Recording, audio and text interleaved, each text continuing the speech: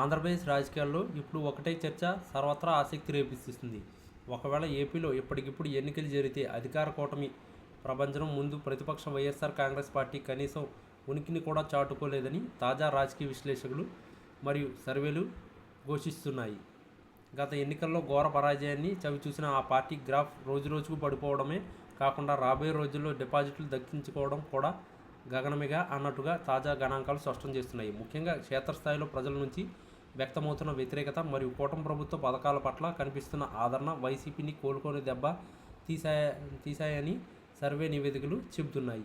రాష్ట్ర వ్యాప్తంగా వివిధ వర్గాల ప్రజలు నాడిని పట్టుకునే ప్రయత్నం చేసిన ఈ తాజా సర్వేలో విసిగిపోయే నిజాలు వెలుగులోకి వచ్చాయి. గత 5 ఏళ్ల పాలనలో జరిగిన అభివృద్ధి లోపం, ఉపాధి అవకాశాలు కరువు మరియు పెరిగిన ధరలు వంటి అంశాలు ప్రజల మనసుల్లో బలంగా నాటుకుపోయి వైసీపీ నేతలు ఎంతగా ప్రయత్నించినా ప్రజల్లో పోగొట్టుకున్న నమ్మకాన్ని తిరిగి సంపాదించుకోవడం కష్టమని ఈ ఫలితాలు సూచిస్తున్నాయి. కేవలం 1% ఓట్లు షేర్లు తగ్గడమే కాకుండా అది సీట్ల సంఖ్యపై పెను ప్రభావాన్ని చూపుతుందని విశ్లేషకులు భావిస్తున్నారు. కొన్ని నియోజకవర్గాల్లో అయితే ఆ పార్టీ అభ్యర్థులకు కనీసం పోటీ ఇచ్చే సత్తా కూడా లేదని ప్రజలు నేరుగా అభిప్రాయపడుతున్నట్లు తెలుస్తుంది. మరోవైపు తెలుగుదేశం, జనసేన మరియు బీజేపీ కూటమి ప్రభుత్వం చేపడుతున్న సంక్షేమ మరియు అభివృద్ధి కార్యక్రమాలు ప్రజల్లో కొత్త ఆశలకు చిగురింపజేస్తున్నాయి. ముఖ్యంగా యువత మరియు మహిళా ఓటర్లు కూటమి వైపు మొగ్గు చూపుతున్నట్లు సర్వేలో స్పష్టమవుతుంది.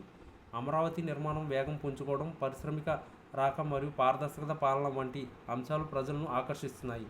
ఇలాంటి సానుకూల వాతావరణంలో ఎన్నికలు జరిగితే కూటమి అత్యధిక స్థానాలను కైవసం చేసుకోవడమే కాకుండా ప్రత్యర్థి పార్టీలు నామమాత్రపు స్థానాలకే పరిమితం చేసే అవకాశం ఉంది. డిపాజిట్లు రావడం లేదన్న అంశం కేవలం రాజకీయ విమర్శలు మాత్రమే కాదని, గణాంకాల పరంగా అది వాస్తవ రూపం దాల్చినా ఆశ్చర్యపోవాల్సిన అవసరం లేదని ఈ నివేదిక హెచ్చరిస్తున్నాయి. పార్టీ కేడర్లో నెలకొన్న